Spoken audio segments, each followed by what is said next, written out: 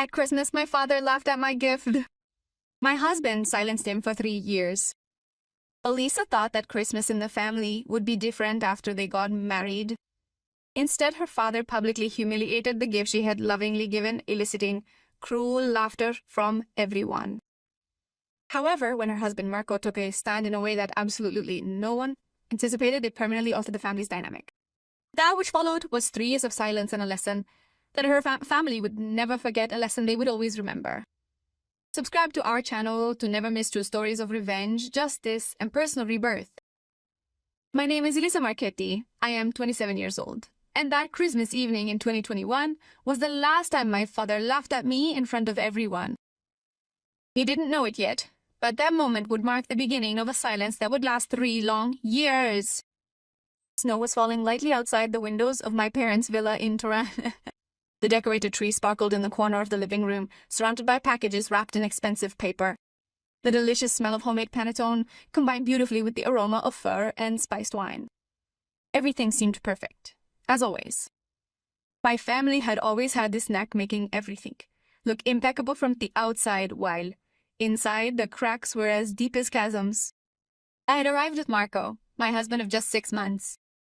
I held his hand as we climbed the steps to the front door, all ready, feeling the familiar weight of anxiety tightening in my chest. Hit the like button and subscribe to discover how this captivating story evolves into an unforgettable lesson. Is everything okay? Marco asked me quietly, squeezing my hand. Yes, he lied. You know how it is, he nodded.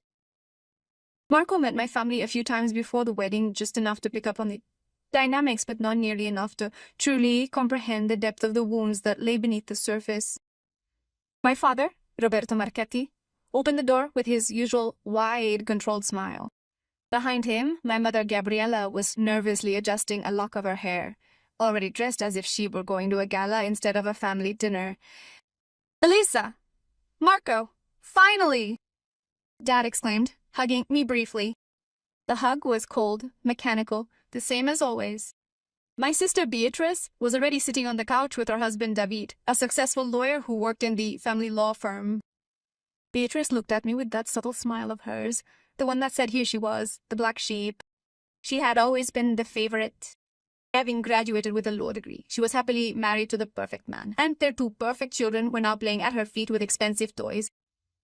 I had chosen a different path. I had studied fine arts. I worked as a freelance restorer of antique furniture. I didn't earn as much as a lawyer, sure, but I loved my job. With every piece I restored, there was a story, a soul. But for my father, that was simply not enough. I wasn't enough. And so Dad started addressing Elisa as we all took our seats around the dining table. How's your hobby work going? Hobby? The word hit me like a slap. Okay, Dad, I replied in a controlled voice. I just finished a restoration for a museum in Florence. Ah, how nice, my mother said without looking up from her plate. It must be nice. Marco squeezed my leg under the table. He knew. He saw everything. Dinner continued with forced conversations and fake laughter. Beatrice and David had talked about their professional successes, their trips abroad, the new house they were renovating in the historic center. I listened in silence, feeling smaller and smaller. Then it was time for the presents. I had worked for weeks on my father's. I discovered during a recent visit to an antiques market an old wooden box. The years had taken their toll, leaving the engravings almost impossible to see. I had restored it with care, discovering that beneath the layers of paint there were delicate engravings of hunting scenes. I had polished every inch, repaired the brass hinges, and lined the interior with burgundy velvet. Then I had put inside a collection of old family photos that I had reprinted and framed. Dad with his father, photos from his youth, moments that I thought he would like to remember. When I handed him the package, wrapped in simple but elegant paper, my heart was pounding. This is for you, Dad, I said with a nervous smile. Carefully he raised the lid of the elegantly restored wooden box. For a moment, there was silence. I hoped it was admiration. Then he laughed. Not a gentle or surprised laugh. A loud, almost cruel laugh. Elisa, seriously? He said, holding up the box as if it were a ridiculous object. You gave me an old wooden box. Beatrice began to laugh too, covering her mouth with her hand. Oh my God, Dad, it's your art. David laughed softly. My mother looked away, embarrassed. Dad, I restored it, I said, feeling her voice tremble. It's from the 1800s. Look at the inlays. The photos inside are... Elisa, honey. He interrupted me with that condescending tone I hated. Hágale. But maybe next time you can buy something real. How did Beatrice do it? Beatrice had given Dad a Rolex watch. It cost a 8,000 euros. I felt tears sting behind my eyes, but I held them back. I wasn't going to cry. Not in front of them. That's when Marco stood up. He stood up slowly with a calmness that was almost frightening. He placed the napkin on the table with precision, then turned to my father. Roberto said, in a low but firm voice, that box you're holding represents weeks of work by your daughter, Zulia. Hours spent sanding, polishing, repairing. She put her heart into that gift. My father looked at him in surprise. Marco, it's just a joke. It wasn't a joke, Marco interrupted. It was a humiliation, and I won't allow you to treat my wife like this. The room was completely silent. Even the children had stopped playing. Excuse me, Dad said, his voice suddenly cold. This is my house, and this is my wife, Marco said. And until you understand her worth, until you stop treating her like she's inferior just because she chose a different path than the one you wanted, you'll have nothing more to say to her or to me. Marco took my hand. Come on, Elisa. Marco, wait. I started, but he shook his head. No, honey, we've waited long enough. We both stood up. I picked up the box from my father, who had remained motionless, his face red with anger and embarrassment. Marco, you're ridiculous, Beatrice snapped. You can't talk to our father like that. Marco turned to her. And you can't laugh at your sister, but you did it anyway. We walked out into the cold night. The snow was falling harder now, covering the car in a thin layer of white. I didn't say anything until we were on the road. Thank you. Yeah, I whispered, tears finally falling. Marco looked at me, holding the steering wheel with one hand and squeezing mine with the other. You don't have to thank me for defending you. It's the least I can do, and they need to understand that they can't treat you like this anymore. Write in the comments what you would have done in this situation, and don't forget to subscribe to the channel. That night was the beginning of the silence. My father called me the day after Christmas. Then again, the day after. He left voice messages where he alternated anger and attempts at justification.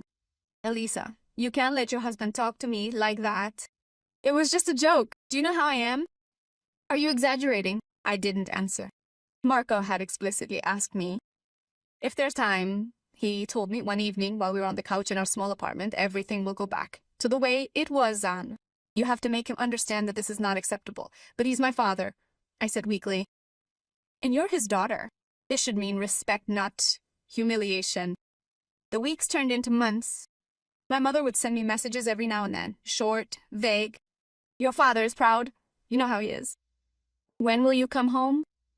I didn't answer. Beatrice blocked me on all the messages, social media. The first year without them was weird. We spent Christmas alone, cooking together, watching movies. It was quiet. There wasn't any forced laughter, no confrontations, and no sharp or cutting remarks. Yet I miss them. It's weird, but even when people hurt you, if they're family, they leave a void. The second year was good. I had started building my life independently of them. My work was thriving. I'd set up my own small studio, and my clients really appreciated the work I was doing. Marco supported me through everything. I found out I was pregnant at the beginning of my third year. Upon telling Marco the news, he embraced me so tightly that it was almost impossible for me to breathe. We'll be a better family, he whispered. I promise you. I didn't want to tell my parents, but my mother found out through a mutual aunt. She called me crying. Elisa, please. I'm going to be a grandmother and I can't even talk to you. Her pain was very real, but mine had been just as real all those years as well. Mom, I said, in a firm voice, I wasn't the one who broke up this family. It was Dad. And until he understands what he did, until he truly apologizes, nothing will change. He's proud, you know that. Me too, Mom. Me too. Another 6 months passed. A letter arrived while I was 7 months pregnant for my own daughter. Not a text message, not a call. A handwritten letter in my father's shaky handwriting. Dear Elisa, it took me 3 years to understand what your husband told me that Christmas night. 3 years to understand that he was right. I spent my life building an image of success, of perfection. And in doing so, I crushed you, who were perfect in your own way. I laughed at your gift because it represented something I didn't understand. The value of work done with love, not with money. That box you restored was beautiful. I kept it in my desk for 3 years, looking at it every day, wondering how I could have been so blind. I'm not asking you to forgive me right away. I know I don't deserve it. But I do ask that you give me the chance to get to know you. I really want to know you as the woman you've become, not as the daughter I wanted you to be. I'm proud of you, Elisa, and I'm sorry I never told you before. Marco read it with me, holding me close. Oh, hey, Sia, salinoes Klaus. What do you want to do? He asked. I thought about it for a long time. Then I answered, I want my daughter to meet her grandfather, but on my terms. We met him in a neutral cafe in Turin 2 weeks later. My father seemed older, younger.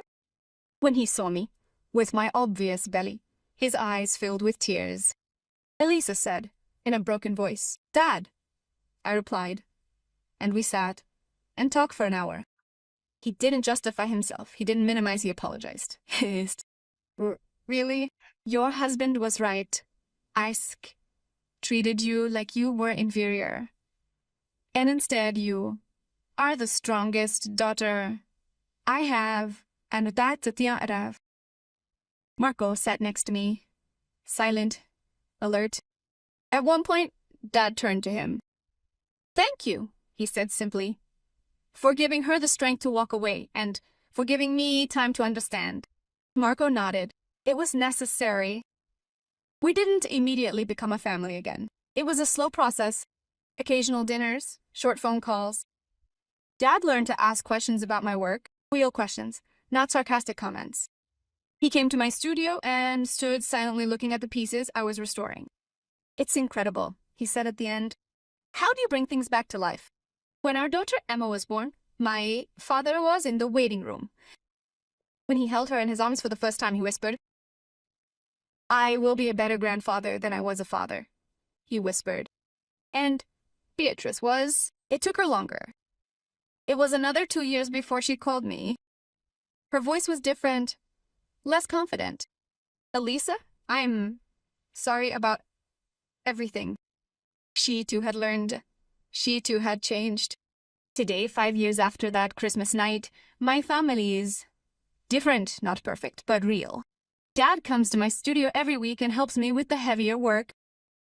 Mom sews dresses for Emma. Beatrice and I talk not like best friends, but like sisters who have learned to respect each other. And that box I restored is still on Dad's desk, but now next to it, there is a photo of the three of us, me, Marco, and Emma, with a label that says to do with the most precious family I have. Marco never said I told you so. He never had a need for words. His 3-year silence spoke louder than any words he could have ever said. And that Christmas evening in 2021, when he laughed at my gift, was the last time my father laughed at me. Because after that, he learned to laugh with me. If this story touched your heart, subscribe to the channel and share your experience in the comments. Sometimes silence teaches more than words.